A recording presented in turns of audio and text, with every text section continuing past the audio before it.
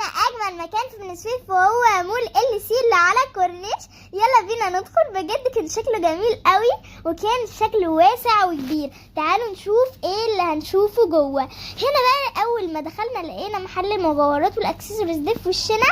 كان شكله بجد جميل قوي صغنون كده وكان شكله كيوت. ولقينا كمية اكسسوارز كتيرة جدا. كان في جولد وسيلفر وكان في اشكال كتير منها. كان في بقى حلقان وكمان في اللي عليها الاسامي والحروف. ولقينا كل البرفانات دي في وشنا في مول ال سي. بجد ريحتها تحفه جدا. بجد انا بنصحكم ان انتوا تجربوها. كان في كمان عينات مجانيه وكانت ريحتها تحفه جدا. وكمان شكلهم زي ما انتوا شايفين كده حلو قوي وكمان مليانين الوان. انا بجد عجبتني قوي الحاجات دي. وكان في بقى الحلقان الكبيره دي والحلقان الفراشات. وكان في هنا كده زي مرايه نقدر نشوف فيها نفسنا لو قسنا حاجه او كده. وانا بقول لكم هاي عشان اوريكم الحاجات دي كلها.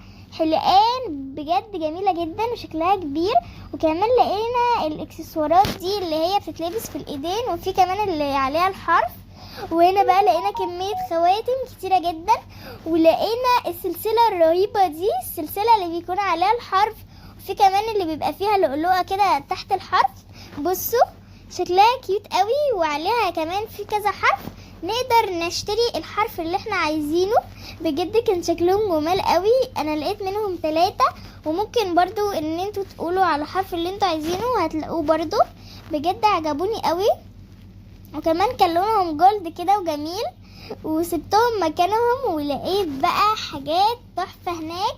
لقيت الضوافر دي بجد الوانها رهيبة وكمان عليها اشكال كده وشكلها تحفة جدا. شكلها بجد كان تحفة وفيها كمان لونين كده.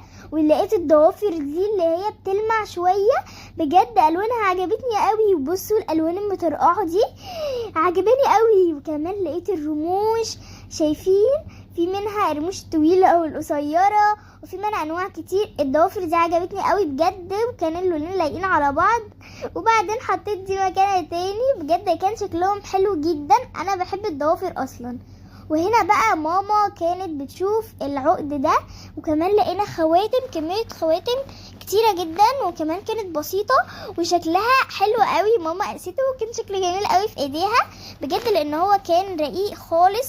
وهنا بقى هي كمان عجبتها السلاسل اللي هي بيكون عليها الحرف. وكمان كان في حرف ماما لو انتوا عارفين ايه هو حرف بتاع انا عجبه ماما قوي. وهنا بقى لقينا السلاسل اللي عليها الاسم كامل وكان شكلهم كيوت وكان شكلهم حلو قوي. وفي ناس كتير بتحب السلاسل دي انا برضو بحبها جدا.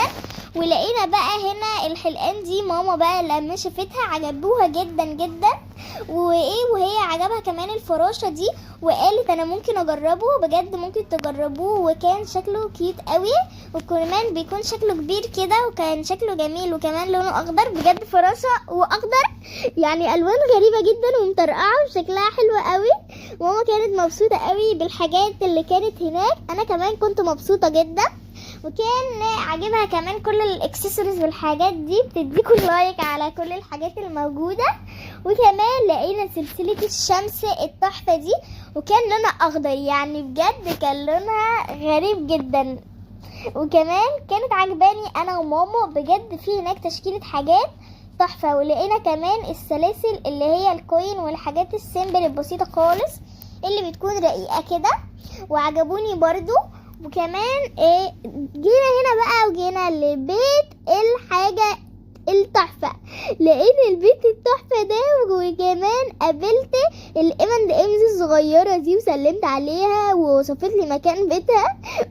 كمان شايفين بقها كيوت ازاي. وهنا لقيت باباها بجد شايفين كان كبير جدا وكان لونه احمر زي التيشيرت بتاعي وكان بيوريني البيت بتاعهم وكان شكله جميل قوي. وكانت هنا بقابل بقى مامتها. هي كانت تقريبا متضايقه شويه فانا فرفشتها كده وضحكت معاها. وهنا بقى جيت اخبط على الباب ده. قعدت اخبط وفي الاخر محدش فتح لي. انا زهقت يا جماعه بجد من التخبيط. وبعد كده كنت بفكر اكل شويه من البيت. كان طعمه لذيذ جدا وكان في هوا تحفه هناك. وهنا بقى جينا للمحل اسمه المحل الكيوت مليان حاجات تحفة. وكمان هنا لقينا مروحة الصغننة اللي بتنور، ولقينا الخروف ده بجد لونه غريب جدا وكيوت جدا، ولقينا كمان الشمع بكل انواعه والعرايس الصغيره نونو دي، ولقينا شمع طويل كمان. وهنا بقى لقينا الخرفان الكبيره اللي بتبقى محشوه واكسسوارز كمان كانت شكلها كيوت قوي ورقيقه خالص. وهنا بقى انا قررت ان انا اشتري لبان من ماكينه اللبان دي، وبدات اني احط الفلوس وبدات الفها، وفي الاخر ما طلعليش، بس لفتها تاني وفي الاخر طلع لي واحده وطلعت احمر زي التيشيرت بتاعي، وكانت طعمها جميل جدا يا اصحابي. فانا بقى اكلتها وكانت طعمها كيوت بجد وحلوه قوي. وهنا بقى ماما كمان قالت تجربها يعني، وكانتش عارفه تحط الفلوس فين، في الاخر عرفت المكان، وبعدين حطيته كده وبدات ان هي تلف المكنه، ولفتها مره كان عماله تلف وما تنزلهاش لحد ما لفت اللفه الكامله يعني عماله تلف. في الاخر نزلت يا عيني، وقعت من ماما. لا لا لا مش معقوله كده، ماما كانت متضايقه. فانا رحت فرفشتها قلت لها صدقيني انا هجيب لك احلى ايس كريم من الايس كريم اللي هنا ده. يلا بصوا، كان اكبر ايس كريم انا شفته وكلته بجد. كان شايفين كريمه وحاطين عليه كمان نكهه الليمون من فوق، كان طعمه بجد تحفه قوي.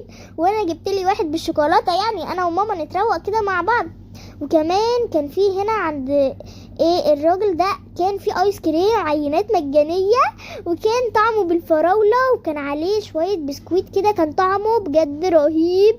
وكمان كان عنده سناكس كانت طازه وفريش، وكان طعمها حلو قوي عجبني. كمان التوابل اللي عليها كانت طعمها كيوت جدا، عجبتني لدرجه ان انا اديتها لايك، وكانت فعلا جميله.